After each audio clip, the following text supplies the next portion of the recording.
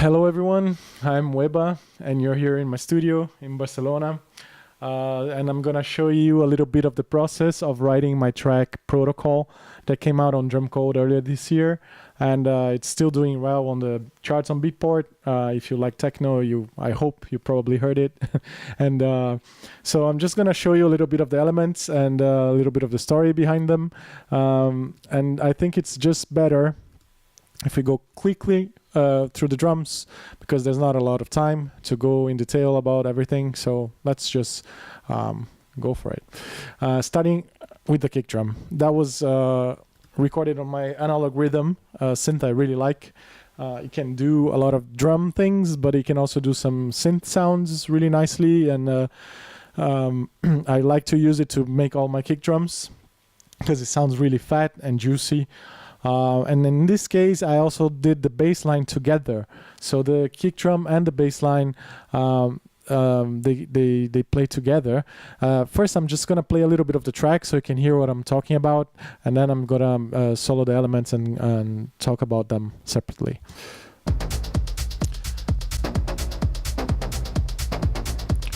So that's Protocol.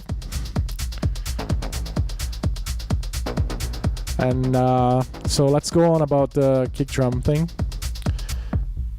And you can hear there's a kick and there's a bass together. So they're both playing at the same time. And I recorded them this way because I liked how they sound initially. But I had to tweak a little bit the levels because I recorded the bass too loud. And the kick wasn't punching through the mix, so I had to just lower the bass notes and just prioritize the transient of the kick drum so that it sounds a little bit punchier. Maybe that was a bit too much, but anyways, it sounds really good now and sounds really good in the club, and that's what really mattered to me for this track. And I also added a layer that just makes it really punchy now. And yeah, so that was the kick drum. The hi-hats, there's not a lot of them here in this track. Very simple drums section. And one of the hi-hats is a simple 909.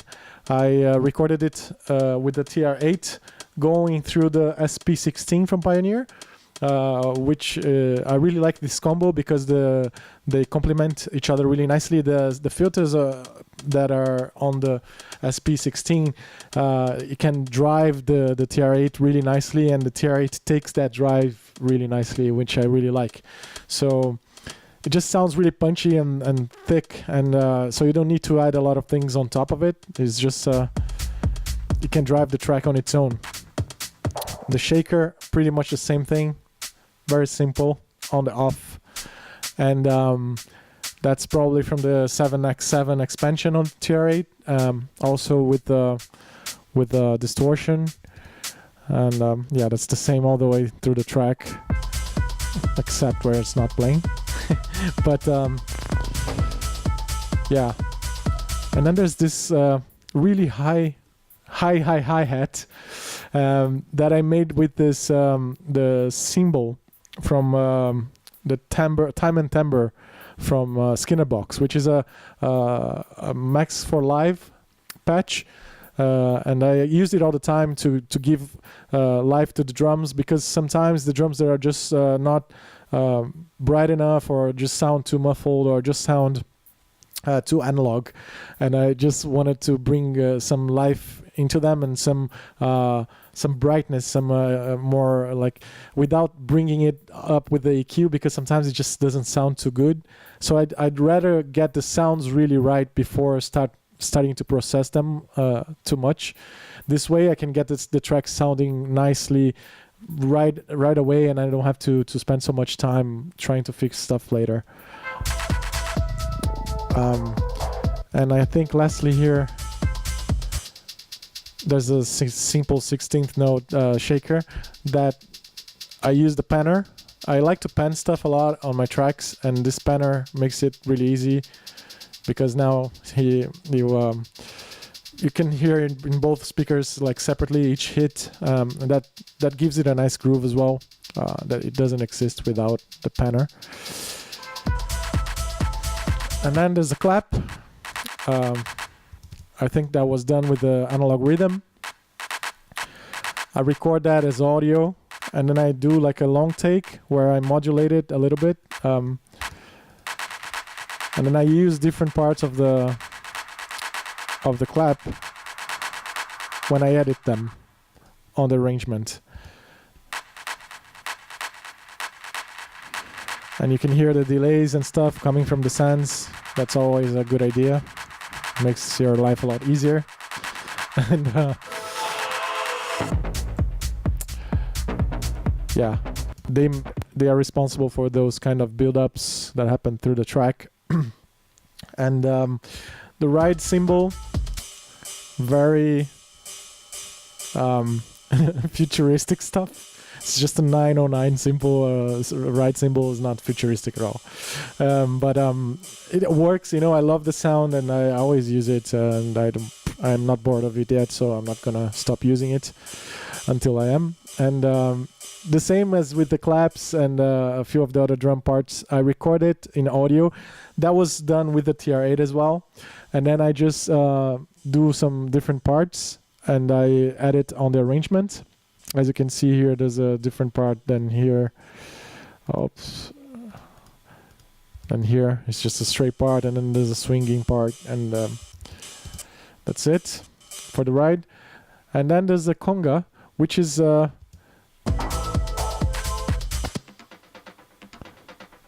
can hear it all the way through the track. It sounds different in different parts. And I've used a lot of plugins on it. I use compressors, like this is transformers and delays and lots of things. Because initially, that was the sound. Very simple conga sound, very dry and very rough. I recorded it with the SP16 and sequenced it with that. Also did a long session where I did some rolls and sweeps and stuff like that.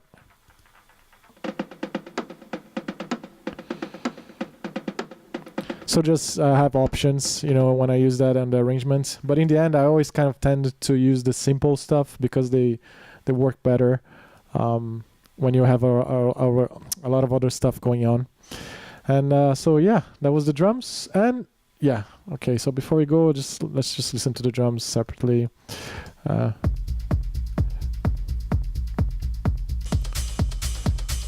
That's a really straight but still funky rhythm, and just drives the whole track. And then there's this really cool sound that is very distinguishable, and you can hear it on the track very, very well because it's in quieter parts. And that was initially just a white noise kind of snare. But I've added a reverb and a filter to give it like notes. So because of the reverb, it has more sustain. And then I used the filter, I automated it to add kind of like notes to this sound. And that makes, you know, it's just a weird thing to think about, but when you add it to the track after it's done, it just makes a big difference. And it takes the track to the next level because it's not an average thing, you know. It's it's stupid, but it makes a huge difference when you add stuff like this to the track, you know. So I loved it and I kept it for sure. And then let's move on to the musical parts of the track. The first one being the main sound, which I've recorded with this little baby here, the Prophet 6 from Dave Smith, one of my favorite synths. Really fat, really juicy. This is the original sound coming from the synth. You can hear when I open the filter there.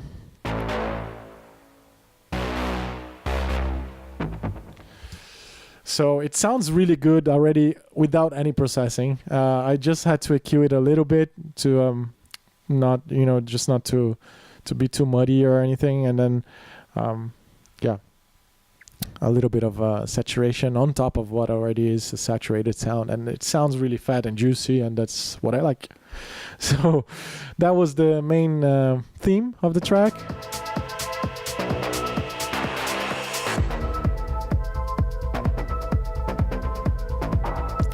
And that was also the original idea behind it. That's the first sound that I came up with for the track.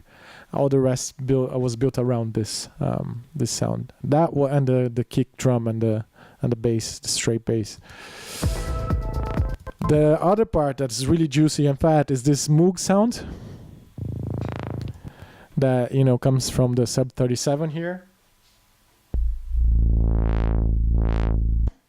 It's not exactly the same sound because I changed it. I don't save presets, stupid as it is. I like to tweak every track and start from zero, and it's just the way I do stuff. And so yeah, it's just a simple sawtooth wave with the filter opening and closing. Did a few options, recorded different takes, and then there's the melodies. This one, which comes from a really old synth. You don't see it in the video, but it's up there. It's the Oberheim Matrix 6. It doesn't sound at all like that originally. This is the sound.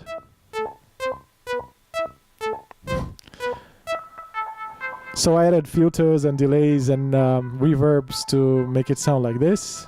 I don't know why I did that exactly, but sometimes that's just how I end up doing things in the studio when I'm in the zone, and it just really worked, and that was the perfect choice for the track. And then I duplicated that melody with the Prophet 6 and made this nice melodic pad that I also processed a lot with some filters. And then you can barely hear it, but it does make a difference on the track. Just gives it a nice ambience, and I really like that. It's really lush. Also, there's this other crazy ambient sound from Virus. The Virus is my first synthesizer and one of my favorites, and I'm gonna die with it. That's gonna go with me to my grave. I love that thing, and it's just you can do anything with it, and it does everything really well. So I looped a small section of what I recorded with it, and that's just doing a sweep. The initial recording was actually very spaced out, kind of, I don't even know what that is. There you go. But in the end, I turned it into a loop, and that makes a sweep that leads into just adds intensity to the track before it drops to whatever it is that it's dropping.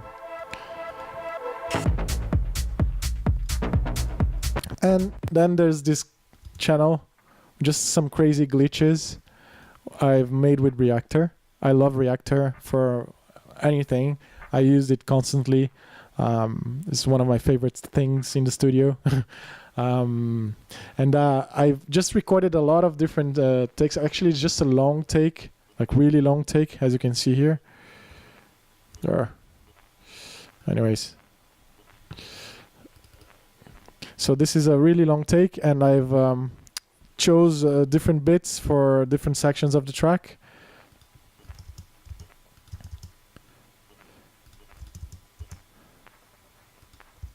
Also just a very tiny, small production detail, but it all adds up to making it a special track. And I like these little trippy things, It's just, I love it. And then there's another Virus channel. This I actually sampled the Virus inside a computer, loaded it into a sampler, because I wanted to give a different texture when the notes change. Weird as it is. Because on sounds like this, when you play a lower note, you can hear the modulation differently, so that it just sounds very different from if you played it directly from the synth. So that was the Virus again, doing this rave thing. It does so well. And there's another effects channel, and boom. That's protocol. So I hope I wasn't too long. I hope this was a nice insight into my production process and a little bit my studio. And that's about it. And I see you guys next time. Ciao.